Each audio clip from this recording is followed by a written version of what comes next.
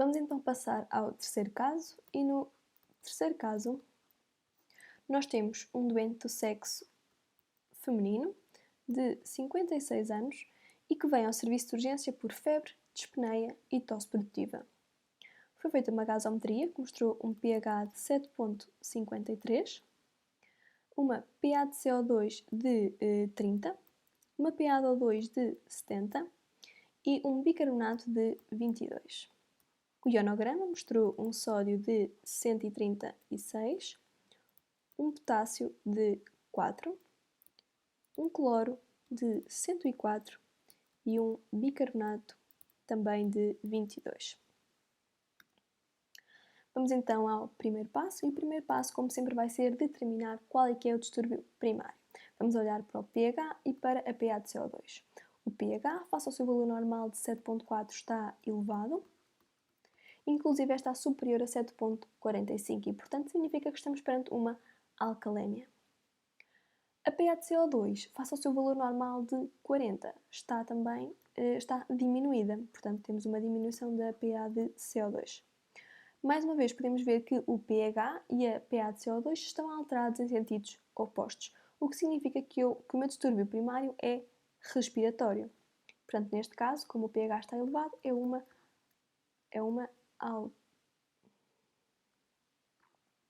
uma alcalose respiratória. O segundo passo vai ser avaliar a compensação. E no caso da alcalose respiratória também temos fórmulas diferentes em função se a alcalose respiratória é um processo agudo ou crónico. Portanto, na fase aguda, eu estou à espera que haja uma diminuição de 2 do bicarbonato por cada diminuição de 10 na PA de CO2. Na fase crónica, eu estou à espera que haja uma diminuição de 4 do bicarbonato por cada diminuição de 10 da PA de CO2. Vamos então ver como é que é a compensação deste doente. Mais uma vez, vamos colocar aqui a nossa fração, o bicarbonato no numerador e a PA de CO2 no denominador. Neste caso, temos um bicarbonato de 22, face ao seu valor normal de 24, houve uma redução de 2. Depois temos a nossa PA de CO2, face ao seu valor normal de 40, houve uma redução de 10. Neste caso, já temos aqui uma fração de denominador 10 e, portanto, não precisamos de alterar. Conseguimos perceber que esta fração é bastante semelhante, é igual a esta, portanto, significa que estamos perante uma alcalose respiratória aguda. O terceiro passo vai ser, então, calcular o NN-GAP. E o NN-GAP é o sódio menos o cloro e o bicarbonato, portanto 136, menos o cloro, que é 104, mais o bicarbonato, que é de 22. Neste caso, isto vai dar um total de 10, o que é normal. Portanto, significa que eu não tenho nenhuma acidose metabólica com NN-GAP elevado. Neste caso, como se recordam, este era um caso clínico de uma doente que entrou com febre, dispneia e tosse produtiva. E nós sabemos que a alcalose respiratória é provocada por um excesso de eliminação de CO2. Portanto, isto provavelmente é uma doente com pneumonia e que desenvolveu taquipneia devido à hipoxémia. Neste caso, como nós podemos ver, então, o bicarbonato está apenas ligeiramente diminuído, devido ao facto da compensação renal ainda não ter tido tempo de estar concluída. Portanto, quando a compensação renal estiver concluída, ao fim de 3 a 5 dias, o bicarbonato vai diminuir mais. E, portanto, neste caso, temos apenas uma alcalose respiratória aguda.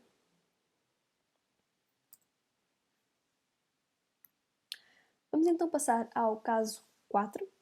E no caso 4, temos um doente do sexo masculino de 34 anos.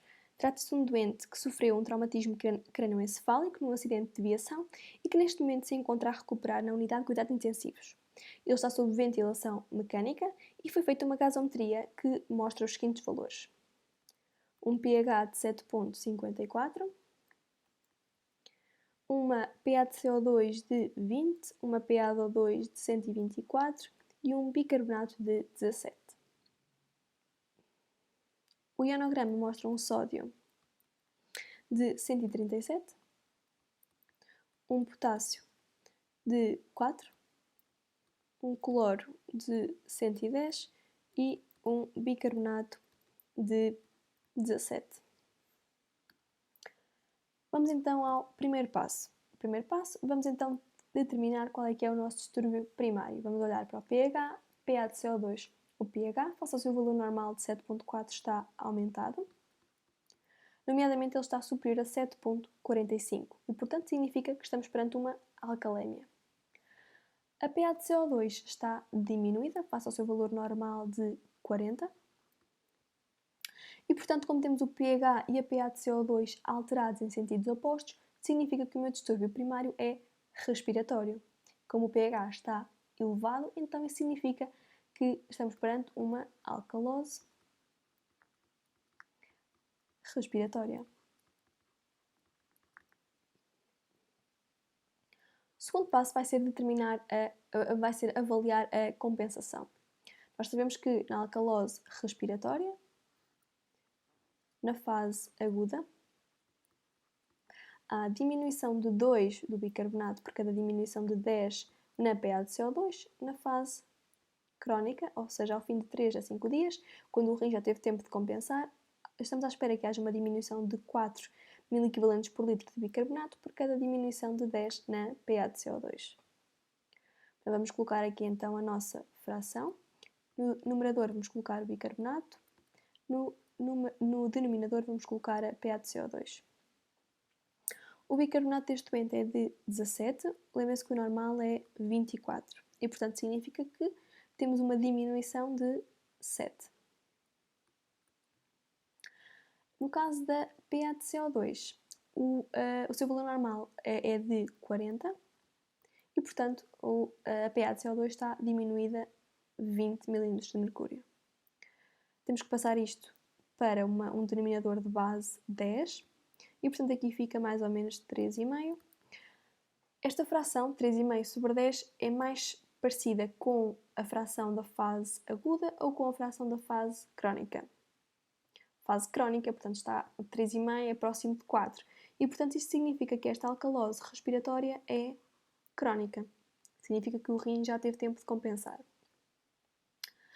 Finalmente, vamos calcular o anion gap. E o anion gap é o sódio, 137, menos o cloro, que é 110, mais o bicarbonato, que é 17. E, portanto, neste caso eu vou ter um anion gap de 10, que é normal, portanto não tenho aqui nenhuma acidose metabólica com anion gap elevado. Portanto, neste caso temos apenas uma alcalose respiratória crónica, num doente sob ventilação mecânica.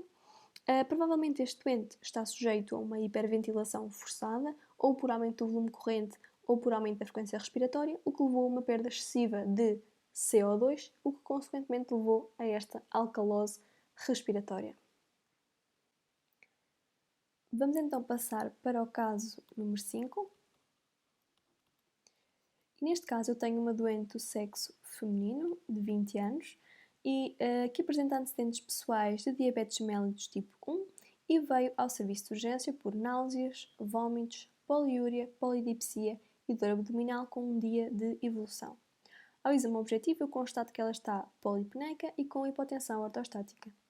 Foi feita uma gasometria que revelou um pH de 7.27, uma pH de CO2 de 23, uma pH de O2 de 95 e um bicarbonato de 10.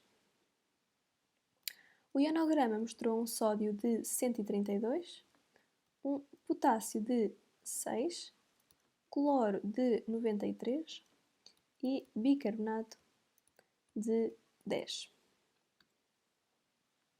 Vamos então ao primeiro passo e no primeiro passo eu vou determinar qual é que é o distúrbio primário e portanto vou olhar para o pH e para a pH de CO2. O pH está diminuído face ao seu valor normal de 7.4 e como está inferior a 7.35 então significa que eu estou perante uma acidemia.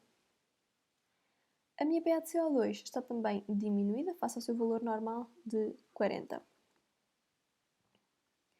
E, portanto, eu vou ter o pH e a pH de CO2 alterados no mesmo sentido. O que significa que o meu distúrbio primário é metabólico. Como o pH nos mostra uma acidemia, então significa que o processo é uma acidose metabólica. Vamos passar então agora para o segundo passo e no segundo passo vamos ter que avaliar a compensação. Para isso, e quando estamos perante uma acidose metabólica, a compensação é avaliada graças à fórmula de Winter. Existem outras fórmulas, como eu vos falei, mas de facto a fórmula do Winter é a mais conhecida e portanto é aquela que eu vou utilizar nestes vídeos. E a fórmula do Winter diz-me que a PA de CO2 é igual a 1,5 vezes o bicarbonato mais 8 mais ou menos 2. Vou aqui substituir o bicarbonato pelo bicarbonato doente, que é 10. Portanto, 1,5 vezes 10 dá 15, mais 8, portanto temos 23, mais ou menos 2. Isto dá-nos um intervalo, nomeadamente um intervalo entre 21 e 25. E, portanto, isto significa que a pH de CO2 esperada pela compensação para este distúrbio estará entre 21 e 25. Vou ter que ver qual é que é a pH de CO2 do nosso doente, e é de 23. 23 está dentro do intervalo que eu esperava pela compensação, o que significa que a nossa acidose metabólica está compensada. Se a pH de CO2 do doente fosse substancialmente inferior a 21, portanto, imaginemos que teríamos uma pH de CO2, por exemplo, de 15, nesse caso significava que tínhamos outro processo concomitante que estava a provocar uma diminuição da pH de CO2. E qual é que é o processo que poderia estar presente concomitantemente e que causaria uma diminuição da pH de CO2? Seria uma alcalose respiratória. Não se esqueçam que são os distúrbios respiratórios que provocam alterações da pH de CO2 e, portanto, seria então um distúrbio respiratório concomitante. Se, pelo contrário, a pH de CO2 do nosso doente estivesse substancialmente superior a 25, então isso significava que eu teria outro distúrbio concomitante, nomeadamente um distúrbio respiratório, que me estava a elevar substancialmente a pH de CO2, ou seja, teria concomitantemente uma acidose respiratória. Neste caso, como então a pH de CO2 do doente está dentro do intervalo esperado pela compensação, significa que a compensação é adequada, ou seja, está de acordo com o esperado e, portanto, não tem aqui presente um distúrbio misto. Vamos então passar ao passo 3. E neste passo eu vou calcular o anion gap. Já sabemos que o anion gap é o sódio menos o cloro mais o bicarbonato. Ou seja, é 132 menos 93 mais 10. E isto dá um total de 29. Portanto, neste caso, eu tenho um anion gap elevado, o que significa que tenho uma acidose metabólica com aumento do anion gap. Como temos uma acidose metabólica com aumento do anion gap, então não podemos deixar de calcular o delta gap para perceber se temos outro distúrbio metabólico concomitante. Vamos então calcular o delta gap. E nós sabemos que o delta gap é igual ao delta anion gap a dividir pelo delta bicarbonato. Portanto, vamos pegar no anion gap do doente, que é 29, menos o anion gap normal, que é 12, a dividir pelo bicarbonato normal, que é 24, menos o bicarbonato do doente, que é 10. Eu já fiz os cálculos e isto dá um total de 1,21. Como se recordam, quando o delta gap está entre 1 e 2, significa que eu não tenho outro distúrbio metabólico concomitante. Quando está inferior a 1, significa que eu tenho uma acidose metabólica sem anion gap elevado concomitante. E quando é superior a 2, significa que eu tenho uma alcalose metabólica concomitante. Neste caso, eu tenho um delta gap entre 1 e 2 e, portanto, significa que eu tenho uma acidose metabólica de anion gap elevado pura, ou seja, não tenho nenhum outro distúrbio metabólico concomitante, ok? Neste caso e nesta doença em particular, provavelmente esta acidose metabólica de anion gap elevado é devido a uma cetoacidose diabética. Vamos então passar ao próximo caso, e no próximo caso, no caso 6, eu tenho um doente do sexo masculino de 60 anos, é um doente sem abrigo e que vem ao serviço de urgência por náuseas, vômitos e diminuição da ingesta há 2 dias. Antes do início dos sintomas, esteve durante 3 dias a consumir bebidas alcoólicas, portanto uma situação de binge drinking, e vem então hoje ao serviço de urgência e foi feita uma gasometria que mostra os seguintes resultados. Temos um pH de 7.3, uma pH de CO2 de 29, uma pH de O2 de 92 e um bicarbonato de 15. O ionograma mostra um sódio de 131, um potássio de 5, um cloro de 106 e um bicarbonato de 15. Neste caso, deram-nos também o valor da albumina, que é de 1,5 gramas por decilitro. Vamos então ao primeiro passo. O primeiro passo vai ser determinar qual é que é o distúrbio primário. Vamos olhar para o pH e para a pH de CO2. O pH, face ao seu valor normal de 7,4, está diminuído. A pH de CO2, face ao seu valor normal de 40, está também diminuída. E, portanto, temos o pH e a pH de CO2 a variar no mesmo sentido. Portanto, neste caso, vamos ter um distúrbio metabólico, nomeadamente uma acidose metabólica. Vamos ao segundo passo e no segundo passo vamos utilizar então, mais uma vez, a fórmula que utilizamos para avaliar a compensação numa acidose metabólica, que é a fórmula de Winter. E a fórmula do Winter diz-me então que a pH de CO2 é igual a 1,5 vezes o bicarbonato mais 8 mais ou menos 2. Portanto, 1,5 vezes o bicarbonato doente, que é 15, mais 8 mais ou menos 2. E isto vai dar 30,5 mais ou menos 2, o que nos dá um intervalo de 28,5 até 32,5. Vou ter que ir ver se a pH de CO2 do doente está dentro deste intervalo e temos uma pH de CO2 de 29. Ora, isto significa que a minha acidose metabólica está adequadamente compensada. Mais uma vez, repito, se a minha pH de CO2 fosse excessivamente ou substancialmente inferior a 28,5, significava que eu tinha outro processo que estava a provocar uma redução da pH de CO2. E qual é que é o processo que provoca uma redução da pH de CO2? É a alcalose respiratória.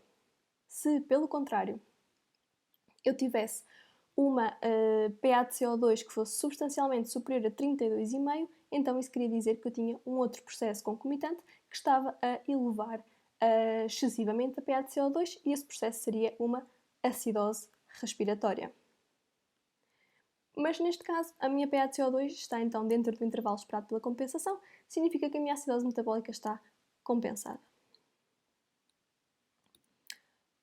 Terceiro passo, calcular o anion gap.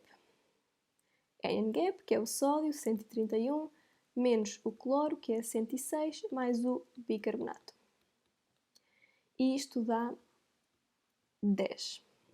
10 é normal, correto? Portanto, nós consideramos que o anion gap está elevado quando é superior a 12.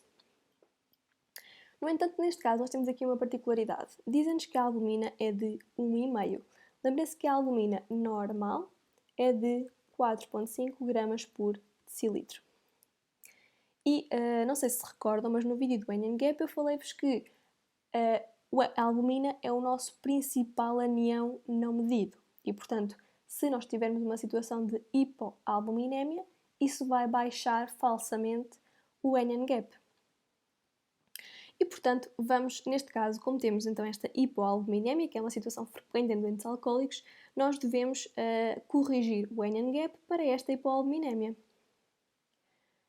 Portanto, qual é que foi a redução da albumina face ao seu valor normal de 4,5? Portanto, se eu tiver 4,5 menos 1,5 dá 3 gramas por decilitro.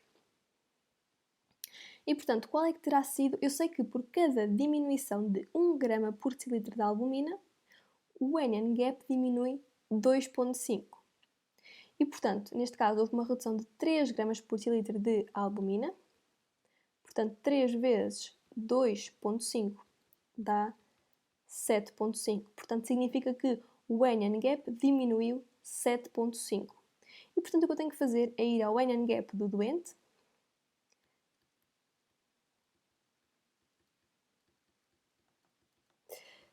e somar 7,5. E, portanto, neste caso, o NN-GAP vai dar 17,5. E, portanto, este NN-GAP não estava normal, este NN-GAP está elevado.